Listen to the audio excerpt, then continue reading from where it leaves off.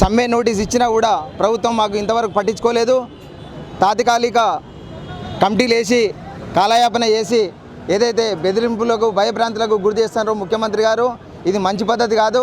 ఏదైతే మేము న్యాయమైన డిమాండ్స్ పెట్టినామో పక్క రాష్ట్రంలో చూసుకుంటే నిన్న మొన్న వచ్చిన సీఎం గారు ఆర్టీసీని ప్రభుత్వంలో విలీనం చేయడం జరిగింది వర్కర్లను. అది చూసైనా మీరు నేర్చుకోవాలి. ఎందుకంటే మేము గొంతమ్మ కోరికలు కోరట్లేదు. మాకు 3 సంవత్సరాలు అయిపోయింది పే స్కేల్ కాక. అది మీకు తెలియదా? మార్కెట్ మేమైతే ఎంతైతే ఇబ్బంది పడుతున్నామో మీకు తెలియదా? ఎందుకంటే ఆర్టీసీ వాడు ఏదైతే ఉద్యోగం చేస్తాడో అటువంటి ఉద్యోగం 8 గంటలు అంటే 10 గంటల దాకా ఉద్యోగం చేస్తారు. ఉద్యోగాలు అయిపోతలేవు.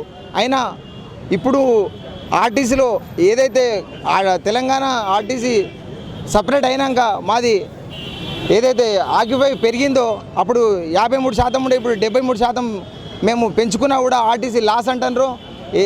ఏ విధంగా లాస్ అవుతుందని మీరు చెప్పవలసిన అవసరం ఉన్నది.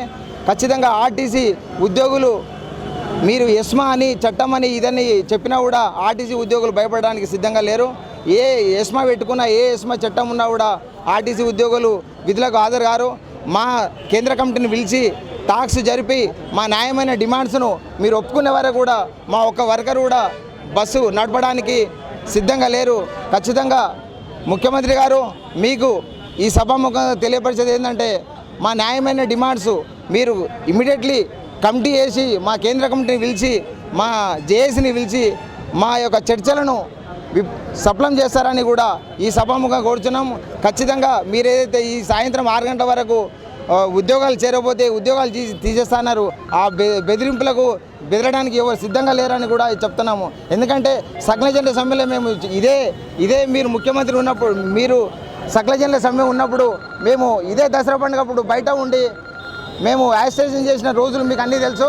కాకపోతే ఇప్పుడు మీరు బెదరడానికి సిద్ధంగా లేరు. ఖచ్చితంగా మా న్యాయమైన డిమాండ్స్ ఒప్పుకోవాలి. మీరు ప్రైవేట్ డ్రైవర్లను ఎందరిని తెచ్చి నడిపిస్తారో చూద్దాం.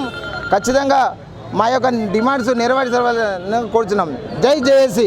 మేము చేసే వీడియోస్ మీ మొబైల్కి నోటిఫికేషన్గా రావాలంటే మా ఛానల్ని సబ్స్క్రైబ్ చేసుకొని పక్కనే ఉన్న బెల్ ఐకాన్ని యాక్టివేట్ చేసుకోండి.